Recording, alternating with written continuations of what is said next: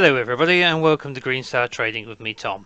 All views, opinions and ideas expressed in this video are my own and do not constitute financial or trading advice in any way. Right, for the next few minutes we're going to be looking at TLT, which is the ETF for the 20-year Treasury bond, and we're also going to be looking at oil with the CFDs on WTI. So we're going to start here on TLT, as I think this is a much quicker discussion. You're probably going to hate me for bringing so many potential ideas to the table for oil, but I'm just in a bit of a what's the word? How can I describe it?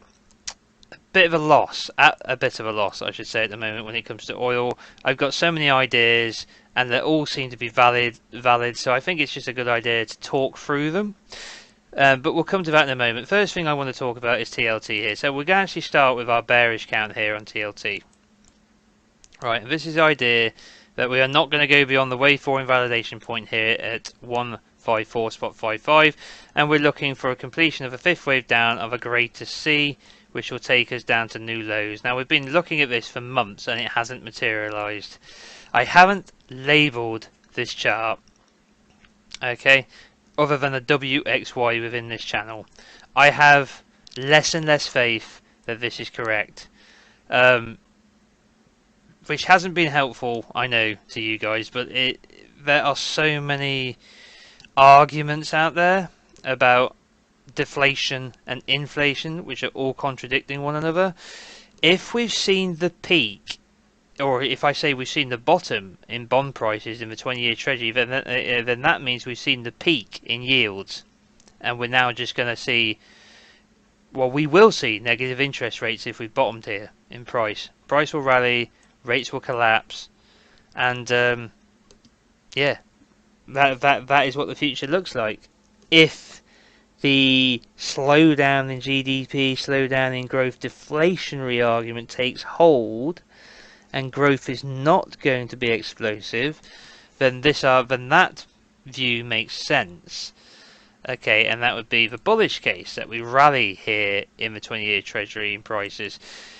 Then you got the idea of the inflationists, which is rates and yields will climb to correct for the threat of inflation, and of course it will be countered or mirrored with the action in the dollar. So this means that we haven't bottomed yet, and rates are going to go higher.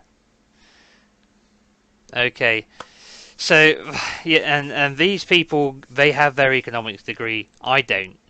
Right, they're the professionals who are supposed to make sense of the macro, and they're all contradicting one another. So this is why I just count charts for a living, guys, because I'm just a trader. I'm just trying to use Elliott wave to my advantage, and sometimes I think the confusion gets reflected in the count, and that's very much what we've been looking at recently, I think, in the bond market. So if this is correct, we've got one more move down in a wave 5 of a C. Right, and we've done some kind of double combo.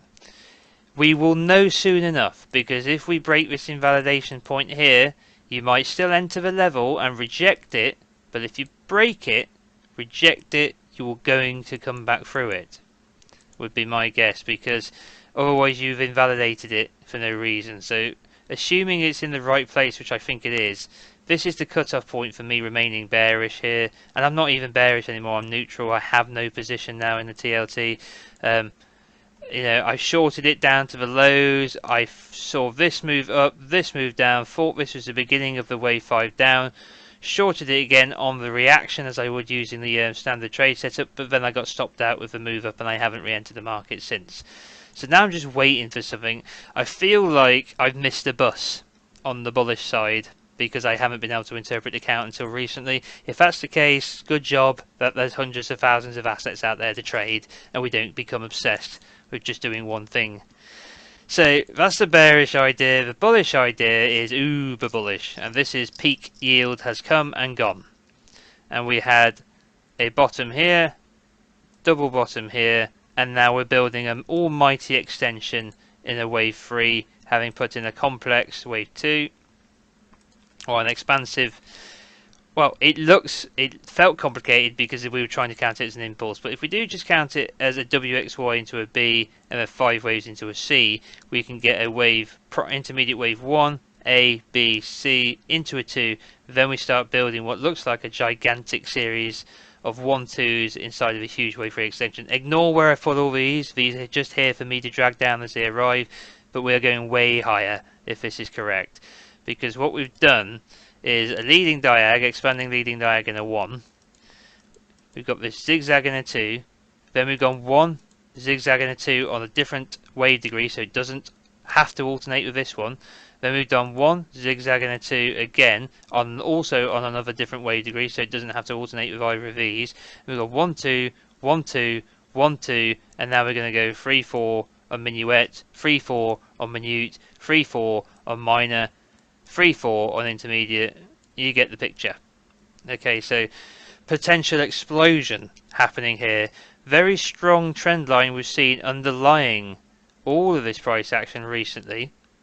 If this trend were to break violently and take out this 2 and this 2, then this count is immediately invalid, so we're not far off doing that. If we were to break down, take out these lows, we'd have to cancel this count and maybe consider the whole move up to here some kind of leading leading motive wave before we break down into a 2. But for the moment, this trend line's holding, these lower 2s are holding, pre-market's currently trading higher at the moment as I speak, so this could be another move up.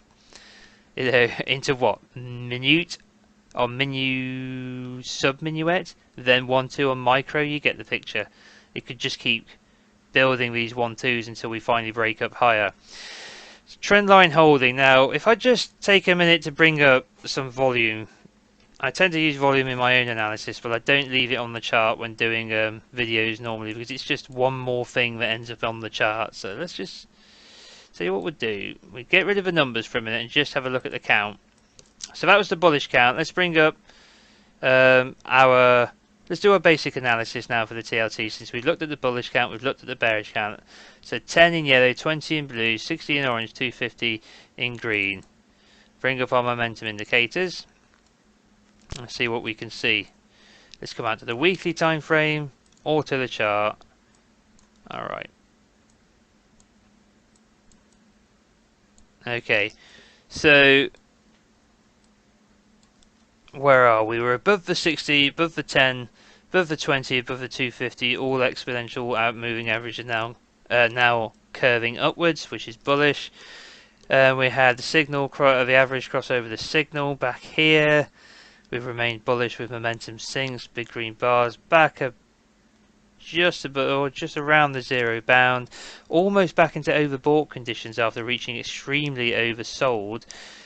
Got here pretty fast considering how little we've retraced. We haven't come up too high and we're already approaching oversold. So if this 1, 2, 1, 2, 1, 2 count is correct, then these readings will get much more extreme in the coming weeks.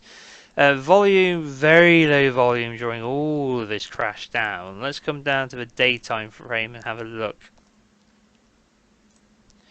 I would argue this green bar, this green bar, this green bar, this green bar, green closes on the volume profile show an increase of volume underlying this move up. That's fundamentally bullish. Back above the zero bound on the MACD, signals currently below the average. RSI has come up to overbought conditions. Alright, we had there's no bare bullish divergence underlying these lows that we can point to that occurred with a lower low in price, so we can't call that yet. Some bearish, no, not really. Well, okay, right, some bearish divergence between these highs on the RSI and these highs in price. So if we were to get a correction now which took out all of these previous 1-2 lows that I'm suggesting, that would cancel out that count and we'd have to reconsider this move up. But we're expecting the bearish count to turn around before 15455. I think I'm leaning into the more bullish count at the moment, to be honest. Maybe okay, if I'm absolutely honest with you, I flip-flop on the deflation-inflation argument every 24 hours. Hence why I don't tend to discuss macro much. Right then. So we'll leave TLT there. And we'll come over and have a look at oil now. So here's where things get a little tricky. Because I've got a lot to talk about. The bearish count. We've been looking at this for weeks. Market topped in the primary 3 back in March and has since been doing a expanding flat pattern like this.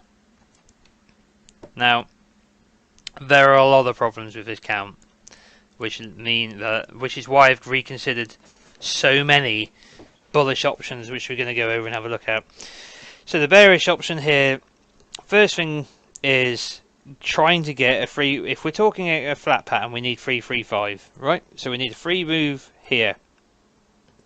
And what we get is a free wave move where the C expands beyond the 1.618 and makes it all the way down to the 200% expansion of the A equaling the C, or C equaling the A, I should say. Like this. Here's the 200, makes it through the 1618, so a little long for a C. The other issue I'd argue is that the whole thing, with no overlap, definitely resembles 5 waves significantly better than it does an ABC. So 5 waves is doing what, guys?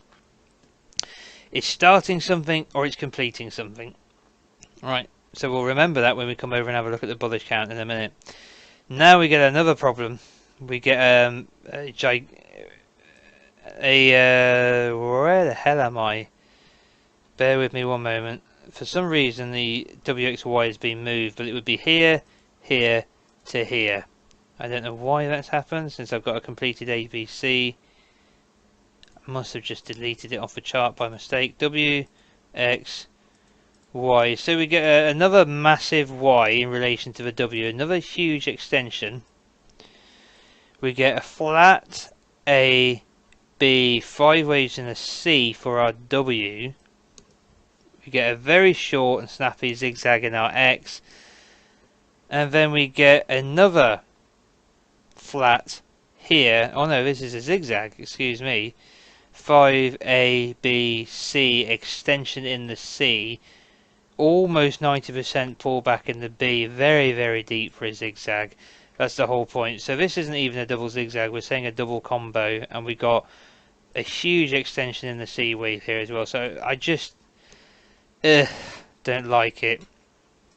The only other way I could probably make this work, and you know what, since I'm here, I'm gonna delete a lot of. I'm so unimpressed with this that I'm just going to delete this, and I'm going to say that the only way I'm going to tolerate a move up to here now is as a zigzag.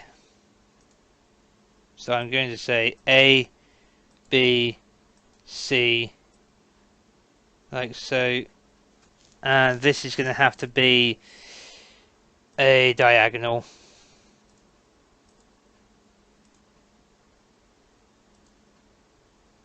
Like so. And then this is a 3 wave flat, and this is a zigzag move. So that's that gives us a better relationship between the A and the B, brings us exactly to the 1618. Okay, so I can live with that. That's an extended, it's an extended C, but it comes straight to an extended target, right? So we can live with this as a bearish option. 1, 2, 3, 4, 5, overlapping in the 4, making it diagonal.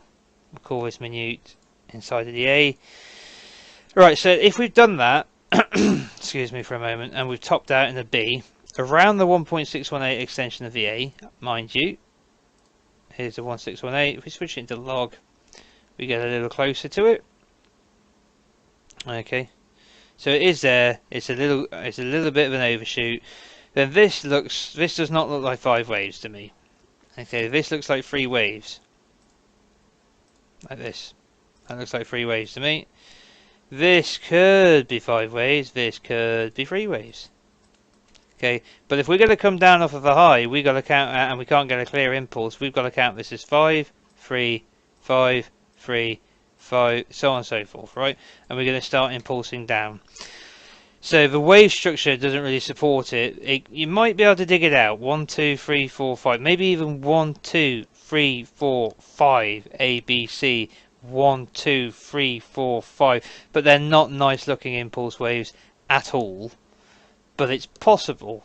Okay, so this is the bearish count. If this is correct, we will not make a new high above what is this, 76.967. Alright, so we won't make a new high above that, and we will continue to melt down in a series of waves now that we've entered a wave 3, and we'll be putting in a 1, 2, 3, 4, 5 within the 3, and that's the bearish count.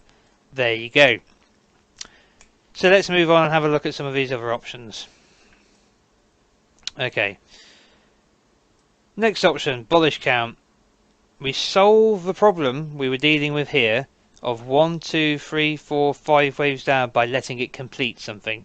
5 waves is starting something or it's completing something. In this case, it's a flat A, B, C. 5 waves in an expanding flat, intermediate 4. So we've now gone 1, 2 primary, that's the same. 3, 4. So the 3 is not over here as it is in the bearish count, it's over here. Okay, and now we've gone A, B, C, W, X, A, B, C, Y, 4. This gives us alternation, double zigzag, to our zigzag in R2. Double, single, alternation, 3, 4. Right, we can't get a flat in here because we didn't get an initial 3-wave move which retraced to 90% because this hasn't come up. The only way that would happen is if this comes up higher, right? So we go 3 here into an A, and then we go 3 up to here into an expansion, and then we come down in 5 waves in a 4. So we'd see 3, 3, 5, with the B wave taking us beyond the start of the A. So we would just relabel everything. We would. It's a possibility. So what do we have? With a zigzag into an A, we go up into a B, we come down in 5 waves in a C. So we could pick out a flat if it develops as thusly. We would expect to see at least 90% of our A. Right, so all the way back up to here, we made it to 78.6, which feels more like a 2 actually, doesn't it? But we haven't made it to 90% yet, so we would have to see either a move beyond, taking us into that B wave. Excuse me, not clicking on the chart at the right time. Bum, bum, bum. B, and then we could come down 5 waves, like so, into a 4. Now, depending on what happens in the stock market, and that's going to have a big say in things, we're expecting some kind of temporary top in the stock market, so oil could be prepared to make a deeper correction. Okay, it's just possible. But for the meantime, we haven't seen it, so it's got to prove itself. So we'll say 3 waves into a W, this little zigzag into an X, looking for another correction lower in a Y, and this means we just shift this back over to here, and this gets upgraded to intermediate degree. Okay, so like that. And we're not done correcting yet with a 4 to come. That's one option. And we got up here with, we made sense of this mess by saying it's a leading diag. The same way we did for our A, B, C, we put a diag in here, except we go 1, 2, 3, 4, 5, 5, 3, A, B, C, W, so on and so forth. So that's that one count. Right then, next one. Oh no, we'll save that for last. Okay, so here's a much more bullish interpretation. Primary 1, primary 2 is in the same place. Excuse me. We then work our way up into 1, 2, 3, 4 at intermediate degree, but we're building a gigantic extension in the 5. Just huge extension in the wave 5. And and this is a 1, 2, and this is a 1, 2, and this is a 1, 2, and then we're going to go higher. Don't have much faith in this, to be honest. I think I prefer my normal bullish interpretation, which is going to come down to complete a Y of a 4, and then we're going to go higher. The cutoff for this count is at the low here of our minute 1, 2. Our minuet 1, 2 would not go below this point. We get a 61.8% retracement here to the 68 spot 663. We're right there now, so if we were going to bounce, we'd do it now.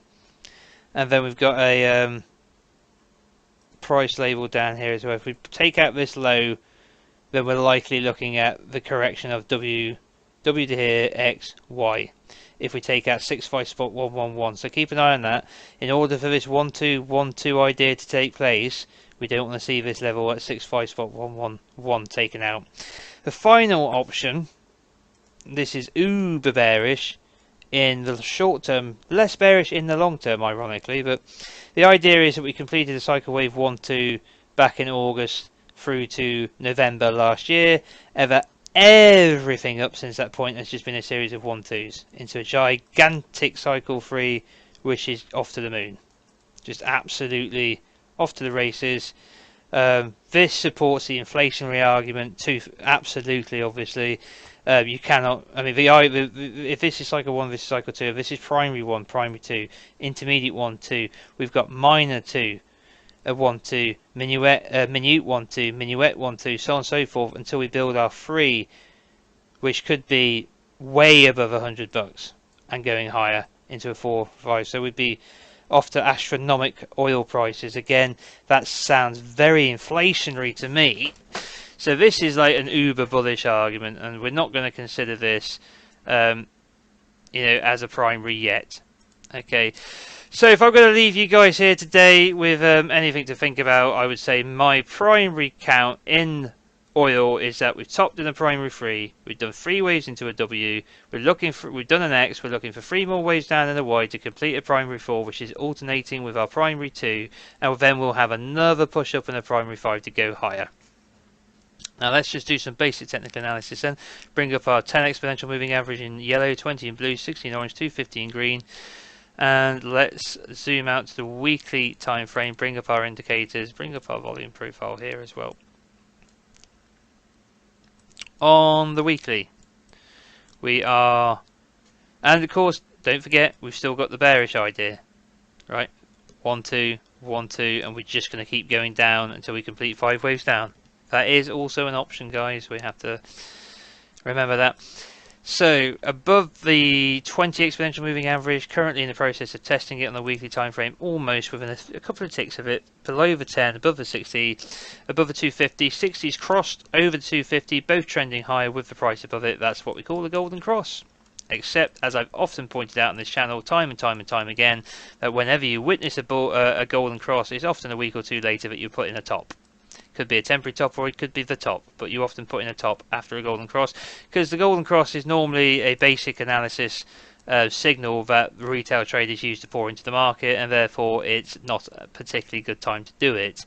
A golden cross normally means that you've seen a hell of a rally from a very deep low, and it's the same with a death cross. You've seen a hell of a sell-off from a very strong rally. So you're more likely approaching the bottom with a death cross, you're more likely approaching the top with a golden cross. Not always the case, but I do see it frequently. Alright, bearish divergence on the MACD between these two highs and these two highs in price, and bearish divergence here on the RSI between these two highs and these two highs in price. Let's come down to the daily. Right, let's try and get that point of control back where it's visible. Right, so the lows we put in here around the 60 EMA, the 60 exponential average, coincide with our point of control on our volume here. So if we are seeing a greater pullback than the A, B, C running flat or expanding flat idea of a primary 4, could bring us back to our point of control to test the 250 moving average. That's the bearish case. If that's not the case, we've done enough already, and we will continue to 1-2, 1-2, 1-2 our way out of here. But we have broken through the 60 on the daily time frame now. 10's crossed over the 20, we haven't got crossed through the 60 yet. We have low and higher low in the RSI, low and higher low in MACD, but that's supported by price, so we can't shout for any bullish divergence. The bearish divergence is still present between these highs on the MACD and the RSI, so potential for my wave 4 to play out. 3 waves here, 3 waves here, 3 waves lower towards the 250. That could potentially see the sell-off complete into a 4 before heading higher into a 5.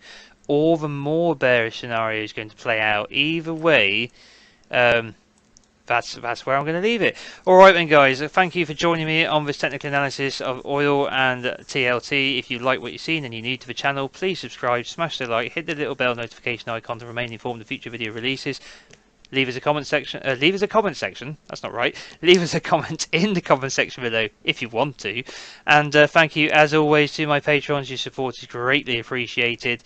And if you fancy becoming a patron, follow the link over in the description below. Have a look at the tiers. See if anything takes your fancy. It's a good time to do it at the start of the month. And if you're not following me on Twitter yet, there's a link to my Twitter in the description below as well. All right, guys, take care.